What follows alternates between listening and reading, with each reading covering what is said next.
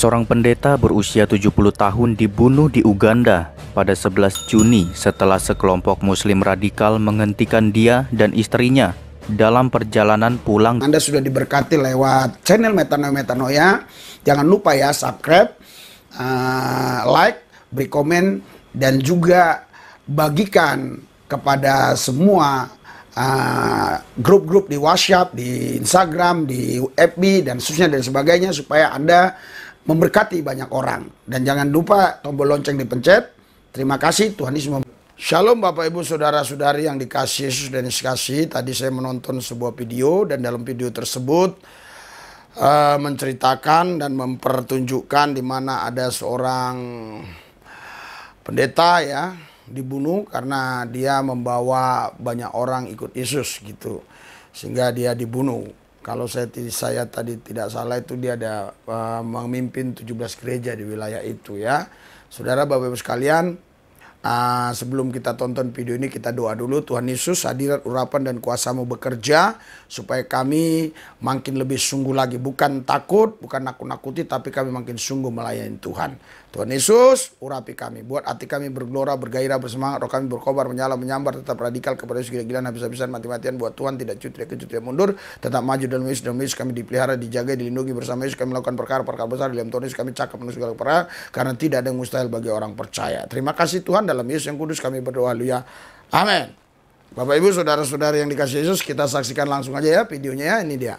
Seorang pendeta berusia 70 tahun dibunuh di Uganda pada 11 Juni setelah sekelompok muslim radikal menghentikan dia dan istrinya dalam perjalanan pulang dari pasar. Uskup Francis Obo adalah pendeta senior dari Empingire Pentecostal Revival Church Ministries International di desa Odapako, subcountry Empingire, dan mengawasi 17 gereja di seluruh wilayah tersebut, Morning Star News melaporkan. Para ekstremis muslim yang mengenakan pakaian islami menghadapi dia dan istrinya, Christine Obo. Dia mengatakan salah satu pria menyebut suaminya kafir yang mendorong muslim untuk meninggalkan Islam dan menghujat firman Allah. Tetapi hari ini Allah telah menghakimi Anda. Dia melanjutkan, penyerang lain menyuruh saya pergi dan menambahkan, hari ini adalah hari untuk suamimu. Ketika saya bergerak beberapa meter dengan tergesa-gesa mencoba menyelamatkan hidup saya mendengar sedikit suara dan ratapan dari suami saya dan menyadari bahwa hidupnya dalam bahaya. Ketika Obo tiba di rumah, dia gemetar dan tidak dapat berbicara. Anak-anaknya membawanya ke rumah sakit, di mana dia sadar kembali keesokan paginya. Wanita yang putus asa itu menyuruh putra sulungnya untuk membawa saudara-saudaranya dan pergi ke lokasi penyerangan. Sampai di sana, mereka terkejut dan ketakutan ketika mereka menemukan sejumlah besar orang Kristen dan kerabat berkumpul di sekitar mayat berkabung atas uskup mereka setelah dibunuh oleh Muslim, kata Obo seperti yang dikutip. Polisi menemukan Imam Utsman Olingha mengenakan pakaian berdarah dan menangkapnya bersama dengan tersangka lain yang diidentifikasi sebagai Jafari Kato. Olingha dilaporkan mengaku membunuh Uskup Obo dengan seorang petugas memberitahu keluarganya. Olingha secara terbuka mengaku bahwa dia tidak menyesal dan telah membunuh uskup karena dia melakukan demi firman Allah untuk membunuh semua orang kafir yang menyesatkan umat Islam. Christine Obo mengatakan suaminya secara aktif membagikan Injil kepada umat Islam secara lokal dan di sekitarnya. Dia mengatakan bahwa dia memimpin banyak dari mereka untuk menemukan iman kepada Yesus Kristus. Pada tanggal 4 Juni, pasangan itu menjamu seorang mantan guru Islam yang bersaksi tentang bagaimana dia menjadi seorang Kristen di gereja mereka, katanya. Serangan itu adalah yang terbaru dari banyak contoh penganiayaan orang Kristen di Uganda yang didokumentasikan Morning Star News. Konstitusi Uganda dan undang-undang lainnya memberikan kebebasan beragama, termasuk hak untuk menyebarkan keyakinan seseorang dan berpindah dari satu keyakinan ke keyakinan lainnya. Muslim membentuk tidak lebih dari 12% dari populasi Uganda dengan konsentrasi tinggi di wilayah timur negara itu. Nah, tadi saudara Bapak Ibu sekalian sudah menyaksikan video itu ya. Beberapa hari yang lalu ada orang komentar ya, di kolom komentar dia katakan, Pak janganlah upload-upload video gini membuat kami takut. Saudara, sebenarnya lebih bagus kita mengetahui situasi itu daripada kita nggak tahu tiba-tiba datang ke kita. Itu lebih nggak siap kitanya. Jadi kalau kita sudah mengetahui bahwa banyak aniaya, itu ada dua hal yang kita lakukan. Yang kita lakukan pertama, hidup lebih sungguh, hidup kudus, hidup benar, bertobat. Yang kedua, ketika hal itu datang kepada kita, kita sudah siap. Karena kita sudah tahu bahwa itu akan menimpa kita gitu loh. Jadi jangan ada yang berpikir kok video seperti ini tampilkan yang membuat kami takut. Anda keliru cara berpikir seperti itu. Keliru sekali ya. Kalau kita tahu harusnya kita persiapan. Supaya ketika waktu itu tiba kita tidak akan pernah mundur gitu ya. Saudara, tadi kita sudah tonton videonya ya. Ya, makanya kita harus lebih sungguh lagi sama Tuhan. Kalau saya baca di Alkitab, Paulus juga mengalami aniaya yang luar biasa, tapi dia tidak gentar. Dia katakan di dalam Filipi sini, kalau saya baca Filipi 1 ayat 21 dikatakan, ya karena bagiku hidup adalah Kristus dan mati adalah keuntungan. Ya, jadi inilah luar biasanya orang yang hidup dalam Tuhan Yesus. Mati aja untung, saudara. Mungkin ada yang berkata, loh kalau gitu lebih baik mati. Lah, kalau mati untung, hidup lebih untung. Gitu loh. Kalau kita hidup bagi Kristus. Kalau kita mati, itu keuntungan. Artinya, hidup lebih untung, mati pun untung. Kenapa hidup lebih untung? Kita bisa bawa jiwa-jiwa kepada Tuhan. Mati kenapa kita untung? Kita mati menerima mahkota, masuk surga. Makanya kalau kita baca Galatia ya, Galatia pasal 2 ya, ayat 20 di sini dikatakan begini. Namun aku hidup tetapi bukan lagi aku sendiri yang hidup, melainkan Kristus yang hidup di dalam aku, dan hidupku yang kuhidupi sekarang di dalam daging adalah hidup oleh iman dalam Anak Allah yang telah mengasihi aku dan menyerahkan dirinya untuk aku ya. Jadi di sini jelas dikatakan, namun aku hidup tetapi bukan lagi aku sendiri yang hidup, melainkan Kristus yang hidup dalam aku. Ada beberapa orang pengkhotbah menafsirkan ini, menjelaskan ini. Oh, kita punya hidup dua, hidup kita pribadi dan hidup Kristus. Ini salah. Ketika kita terima Yesus Kristus, kita tidak punya hidup lagi. Yang punya adalah Yesus. Kita tidak punya hak atas apapun. Itu semua hak Tuhan. Jadi suka-suka Tuhan, mau Tuhan apain hidup kita ini. Yang penting kita setia taat saja. Pasti Tuhan akan berikan yang terbaik buat kita. Karena dia Allah yang rahmani rahimi, yang mengasihi ya. Oleh karena itu saudara, mari kita makin lebih sungguh lagi dengan Tuhan. Memberikan hidup bagi Tuhan. Karena hidup adalah Kristus, mati adalah untung saudara ya. Saya bacakan satu ayat lagi lah ya.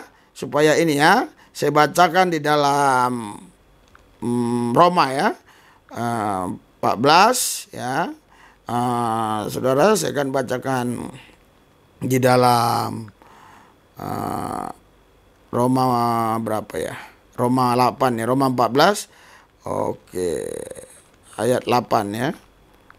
Ya, sebab jika kita hidup untuk Tuhan, dan jika kita mati untuk Tuhan. Jadi baik hidup ataupun mati, kita adalah milik Tuhan. Jadi hidup untuk Tuhan, mati untuk Tuhan. Kalaupun kita mati, ya kita mati milik Tuhan.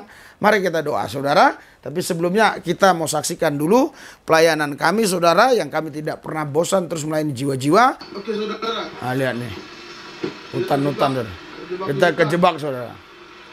Ini sedang perjalanan. Terjebak itu, jadi di depannya itu ternyata ada jalan yang yang ditutup karena ada lubang.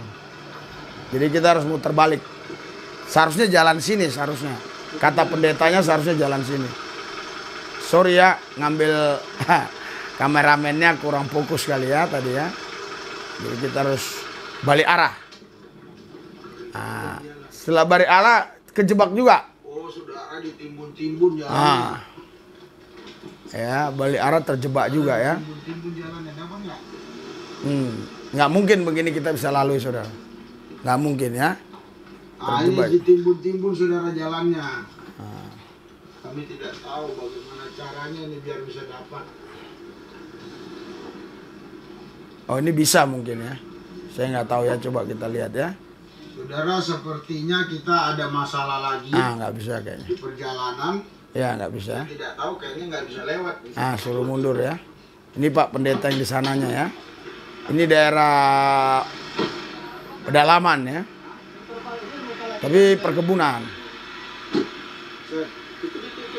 Saudara, Bapak Ibu sekalian, kami tidak bisa melewati jalan ini. Mungkin kami mutar balik. Lihat, bisa di zoom. Ya. Kita putar balik, saudara ya. Bisa dapat. Jalan-jalannya ditutup. Jadi saudara, jangan kita Terus gimana? berhenti melayani walaupun kita mendengar di daerah-daerah tertentu ada penganiayaan. Tadi, ini kanan. Terus kita gimana ini? Ini kecil ini. Bisa itu mundur. Hah? Mundur. Saya nggak terbuka sini aja bisa. Kan pendek. Oke. Saya mundur berarti? Ya. Oke, kita mundur dulu saudara. Ya, di belakang siapa tahu ada putaran. Ya kalau Anda yang memang cinta Tuhan, cinta pelayanan, ya Anda pasti tidak bosan ya untuk melihatnya. Kita lihat ya, sampai kita sampai ke gereja, maksudnya tidak saya lengkapi supaya Anda bisa merasakan bagaimana ya sulitnya pelayanan itu. Tetapi sesungguhnya kita sendiri merasakan bahagia gitu. Apalagi setelah nonton begini ya, kita punya kenangan-kenangan manis begitu dalam pelayanan saudara. Ya. Nah, kita akan muter lagi, muter arah. Ya karena Bapak ini memang orang sini, jadi dia tidak terlalu apa ya, shock gitu. Tapi saya yang dari Jakarta datang begini ya memang agak mengalami satu distorsi di pikiran saya, shock begitu ya. Waduh gimana ini untuk muter. Dan mobil Bapak ini juga beda, dia mobil yang tinggi itu ya, sudah dimodif ya. Jadi lebih gampang dia. Katanya nyangkut juga, tapi nggak masalah nyangkut dikit gitu ya. Jadi kita nggak usah terlalu sayang dengan mobil saudara untuk pelayanan.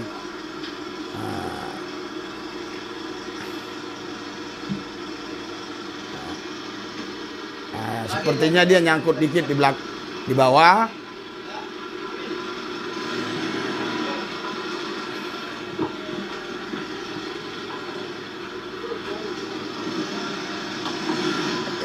Ya, lolos dia.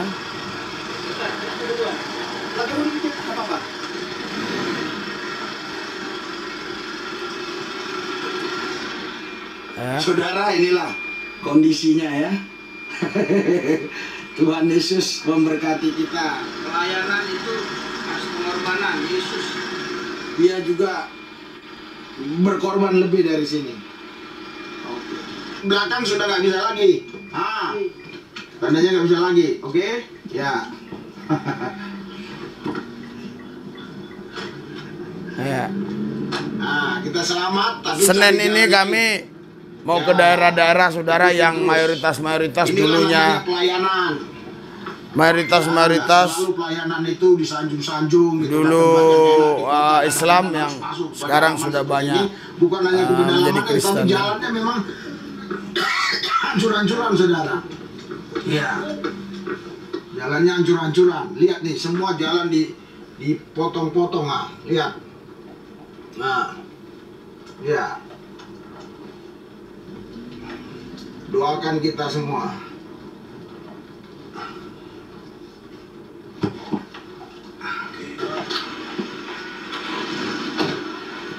Lambat lagi saudara. Ada insiden lagi. Ya, ternyata di sini ada masalah lagi saudara. Ya tapi puji Tuhan ini nggak terlalu ya. Ini nggak terlalu ya. Kita bisa lewat ya. Ya kita sekarang sudah tiba ya. Gerejanya ini masih rumah ya gerejanya. Ini belum dibangun. Ini perkampungannya masih tanaman apa semua kampungannya ya. Iya. Saudara nanti kita ibadah di rumah ini. Nah ini ya. Ya nanti Anda kalau mau tonton lihat aja ya. Ini kita ibadahnya masih di rumah tapi ini gereja tapi belum dibangun. KKR Murtadin terbaru di pedalaman Seru. tonton sampai selesai. Kalau tidak selesai, saudara rugi. Nah itu ya, tonton ya saudara. Di lain waktu kita akan datang lagi ke sini, oke? Kita doa, haleluya. Tuhan Yesus, kami bersyukur atas kesetiaan yang Tuhan berikan sampai hari ini kami masih bisa melayani. Hamba-Mu berdoa khusus untuk hari Senin kami akan berangkat juga ke daerah-daerah yang dulunya Muslim, tapi lewat Injil Yesus Kristus mereka bisa ikut Yesus. Terima kasih Tuhan, dalam Yesus yang kudus kami berdoa, haleluya, amin. Hadirat urapan dan kuasa-Mu Yesus bekerja, Roh Kudus pimpin kami supaya kami tetap memberitakan Injil. Khususnya hari Senin ini kami mau Tuhan Yesus pergi mengunjungi saudara-saudari kami yang dulunya di daerah itu mayoritas Muslim, sekarang mayoritas Kristen. Tuhan Yesus berkati semua, apapun yang kami butuhkan dana biaya, Tuhan yang siapkan. Dalam nama Yesus kami berdoa, haleluya, amin.